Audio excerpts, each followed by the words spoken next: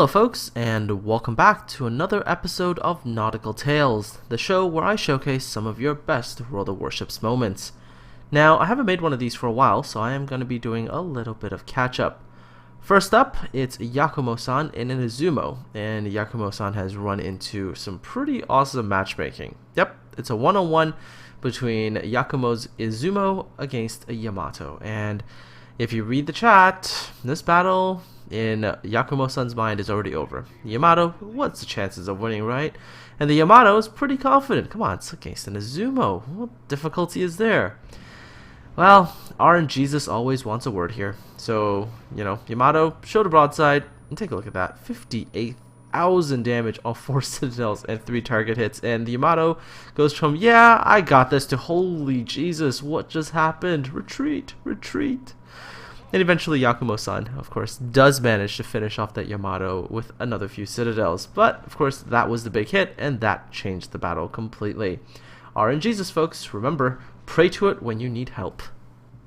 This next scenario, I think, quite a lot of us are actually going to be somewhat familiar with. You're in a battleship, you're pretty low HP, and the enemy team is just focusing on you. And you're just like, oh, I want to give up. But DrDivaLau has a suggestion in situations like this, folks. Remember, keep calm and keep firing. With only 676 HP remaining, DrDiva fires the forward guns at the Aoba, turns his ship around and fires the rear guns at the Pensacola. And the results are glorious. Manages to citadel the Aoba to death, and then manages to citadel the Pensacola, manages to bag himself a double strike medal. Very nice, DrDiva, and remember folks, keep calm and keep firing. Next up, we have a replay sent in from RUMIRUMI. Now, Rumi has noticed where the enemy Ryujo is, which is hiding like a coward behind an island. And Rumi decides, you know what, I'm going to get up there with my Cleveland, and I'm going to get myself some carrier booty. So gets up there. Sadly, gets engaged by an enemy Cleveland first, so Rumi goes, well, plan A wasn't gonna work, the surprise butt sex part doesn't work, so let's offer plan B. Let's get some secondary gun damage in there, and then let's ram me a carrier. Thinking that this most likely should have secured him a kill, right? Wrong. The Ryujo does take massive damage, starts flooding, and then hits the repair just in the nick of time, and is left with 4 HP. What a lucky bastard. And Rumi, it feels so bad for you, but thank you so much for sending this replay in. Our next replay comes from RealBoger, who sent in this pretty interesting little replay. Well, when most of us start playing destroyers and we ask people what, nation has the good torpedoes, you're usually told, hey, play the Japanese destroyers. They have these great torpedoes. They're nice long range, they do nice damage, they're reasonably fast. Very good torpedoes, they all said. Very reliable, they all said. Good damage, they all said. Well, RealBoger was like, hey, my glorious Japanese torpedoes and my glorious Japanese destroyer can easily take care of this puny little American destroyer. Torpedoes away! What could possibly go wrong, right? I mean, these awesome Japanese torpedoes are bound to get me a kill. Oh, well, you could have this happen. 3 torpedo hits with a Minakaze onto a Clemson. No kill. They lied, RealBoger. They lied. Japanese torpedoes aren't reliable. Oh my goodness. Anyways, thanks for sending in that replay. I actually got quite a good laugh out of it. Well, we move from the horrifying my Japanese torpedoes failed to well, we'll figure out what happens here in a second here. This replay is from NegaBot, and NegaBot's in a Hatsuharu. Now, the enemy team has a Baltimore that decided to push up, and the Baltimore has been shooting at NegaBot, and NegaBot has already lost some HP. And the Baltimore has been shooting at NegaBot with the 203mm guns, and so far has done some measly little damage. So NegaBot decides, hey, what I'm going to do is I'm going to set up an ambush. I'm going to wait right here, and as you come around the corner, I will get you with my glorious Japanese torpedoes. Well, unlike the last time, these Japanese torpedoes are unbelievably reliable. They hit, and they instantly detonated, but then NegaBot just blew up. What happened there? That didn't make any sense. And you know, at first, there's some confusion there as well. I mean, NegaBot, I think, kind of figured out what was going on, but the enemy Baltimore had no clue what was going on. And just take a look at the chat. The chat exchange was hilarious in this particular case. So the cruiser was like, wait, what was that? And NegaBot's like, yeah, I was kind of salty. I got detonated by you.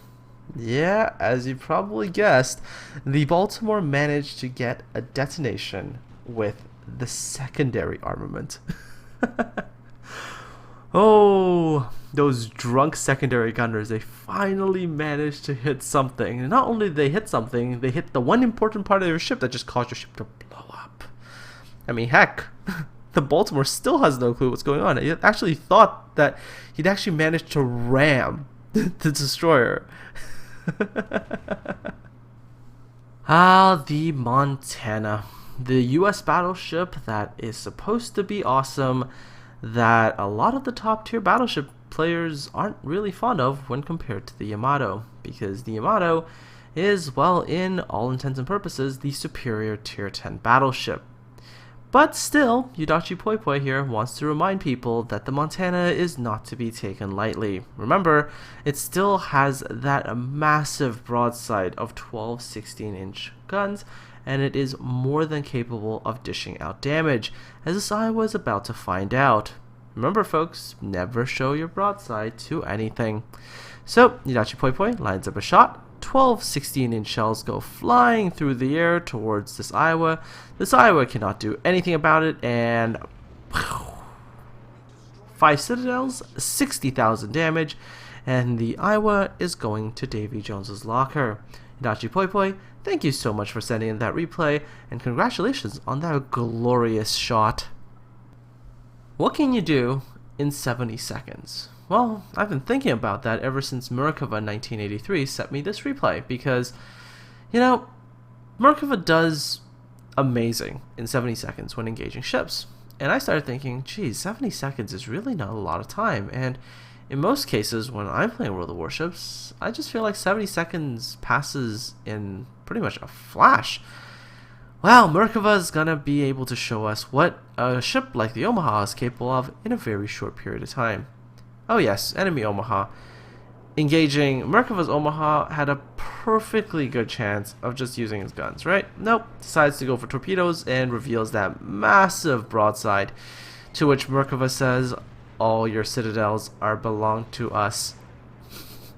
And there it goes, kill number 1. Why the Omaha goes for torpedoes, I will never understand, because, you know, had you just stayed angled, you would have done perfectly fine. What's even more surprising is the 2 enemy Furutakas. Not only are they offering their broadsides to offer their citadels to the glorious Lord Murkova, both Furutakas, which have those great guns that they could use, decided that they need to go for torpedoes as well. Wow. I can't explain that. I can't explain what they were thinking. Anyways, Murkova continues to pound citadel after citadel after citadel. Manages to bag himself the first Furutaka with torps and the second one with guns. And getting himself double strike medal there. And pretty much 3 kills in all of 70 seconds. So folks, what can you do in 70 seconds? Let me know in the comments section below, by the way. Well, if you thought the last Omaha replay was kinda crazy, well, then you've gotta take a look at Heka Henki 50's replay for the Omaha. So, Heka is gonna sit here pretty much the entire time, and the enemy team is gonna keep feeding him. So first up, South Carolina comes around.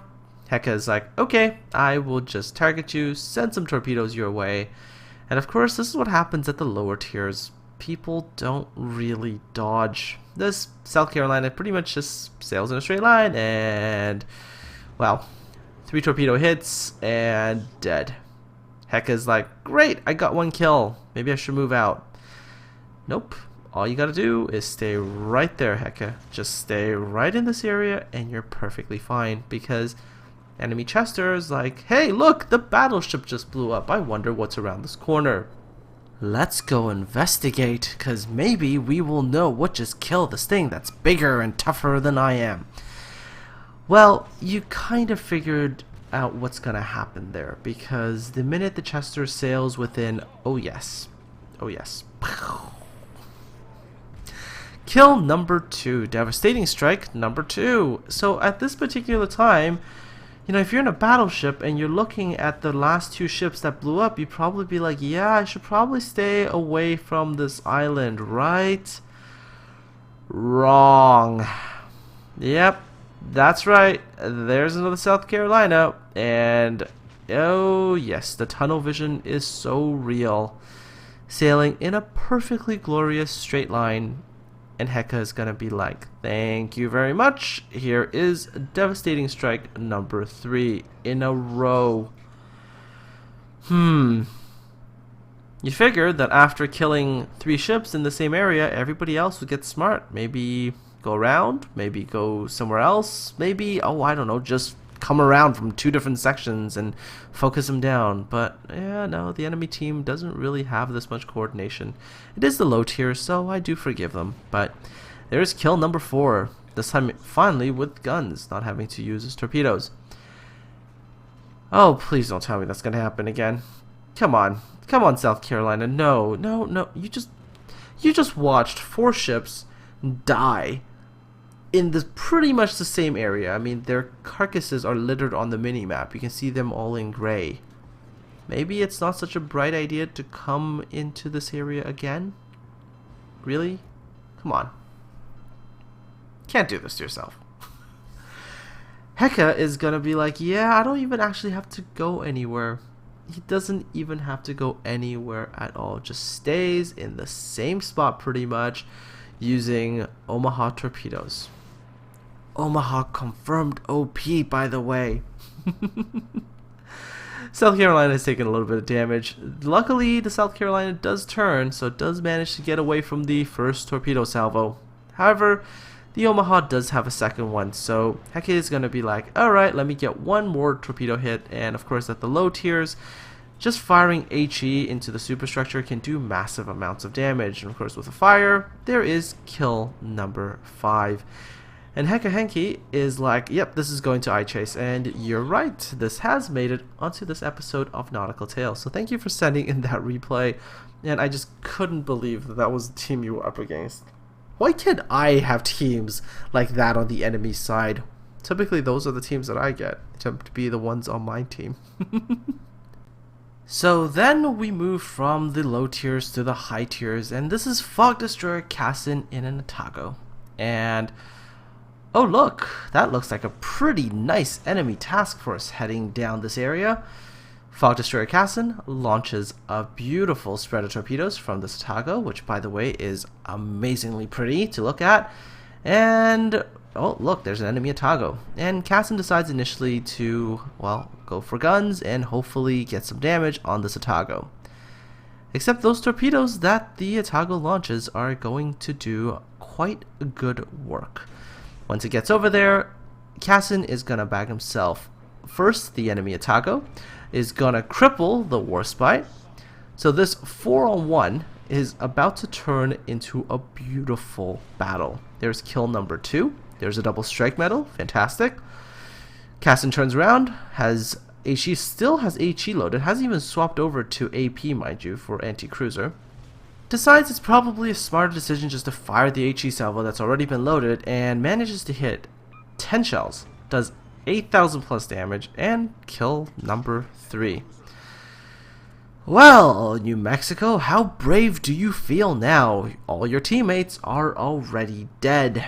Now this New Mexico, in theory, has a decent chance, assuming that Cassin actually shows a broadside. But if Cassin doesn't and decides just to go for torpedoes, well, this poor New Mexico. Yep, not much that it can do. I mean, it can try to just keep its bow towards Cassin, but you know, against the cruiser, eventually you're going to get in trouble because eventually the cruiser is going to be able to outmaneuver you. At this range, though, Cassin's actually relatively safe. The New Mexico cannot depress its guns enough to actually get some good shots in, but Cassin's continuously able to get torpedoes off. And you figure that as Cassin turns around, this should be over. But, oof. The battleship hits the island, starts to reverse, and, well, doesn't actually take that many torpedoes, only one extra hit. So Casson now has to take the extra risk of continuing to turn his ship, expose more of the broadside, which, by the way, when he did, the battleship completely missed. I mean, just completely missed. Didn't even know where the shot went. So finally, Casson gets the 4 torpedo launchers out, sets off one more salvo of torpedoes, and then says, well, that kill's pretty much assured. Let me turn my attention over to this other ship. By the way, you should totally read the chat. One of the ships that Casson sank earlier, so salty, so salty. By the way, HE confirmed OP. Holy freaking hell. Did you just see that? Did you see that? That was almost like 8,000 damage on just like 10 hits with HE. So strong. Anyways, Casson, thank you for sending in that replay. And can we say Atago confirmed OP? Now they're telling us they're going to buff the ship in patch 5.1. Holy crap. Our next clip comes from Vanessa, and Vanessa's in a pretty bad situation. Take a look at the minimap. Completely surrounded, enemy battleships to the front, destroyers and cruisers coming up from behind.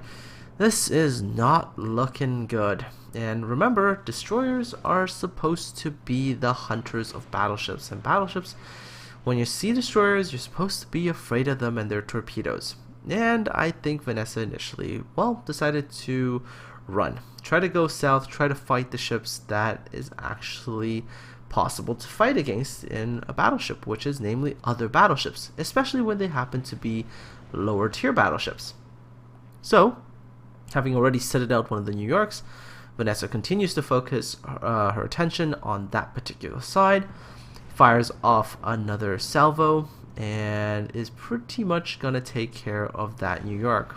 Hey, come on, that's what happens when a tier 8 with the large caliber guns fights a bunch of tier 5s, right? No issues, no difficulty whatsoever. Another New York, this one much closer, only approximately 4 kilometers away. Vanessa's secondaries have already opened up on this New York, is getting shot from behind as well. Things are looking quite dire. There's a New Mexico there as well. And of course, in this situation, what can you do? You can only go forward. This is the best you can do and hope that your armor holds out, even though exposing your broadside is usually a very bad idea. Finally gets into a reasonably good position, fires off a lot of secondary shots, which amazingly are actually hitting the enemy ships. Wow, again, secondary gunners at that range who aren't drunk. I mean, you should see sometimes that secondary gunners, even at this range, are just like, yep, I'm supposed to be shooting at something? Really? What am I supposed to be shooting at? And the shots are just going everywhere. So it's amazing that they're actually hitting. And so Vanessa's going to do some pretty good damage with just secondaries, and is actually going to punish this New York quite heavily. And, well, eventually will secure this kill. But of course, take a look at the direction that Vanessa's going. It's not good. Straight into an island. And so you figure with a destroyer that's right there, this should be over quickly. Not for the destroyer, but for Vanessa, because, come on, this is easy, right? Yeah, well, you know how it goes with destroyer captains. Sometimes something happens and they don't seem to know what to do. The Sims, I'm pretty sure the Sim has torpedoes. Yeah, there they are, except they came in a widespread. Why would you launch a widespread? Vanessa manages to reverse and manages to only take one. Sees the enemy Hatsuharu, which is actually just launched torpedoes. Vanessa decides, okay, well, you know, I've got secondary guns on one side. Can't really get my main guns turned around fast enough. Might as well kill myself a Hatsuharu. Why not, right? I mean, it's going to be a free kill. Gets one kill there. Oh, double strike. Secondaries doing their job, which is at times so unbelievably rare, because there have been so many times where secondaries are so derpy. Now, more torpedoes, but I think Vanessa's going to be able to dodge most of this. Maybe you'll take one in the stern from that torpedo. Yep, there you go.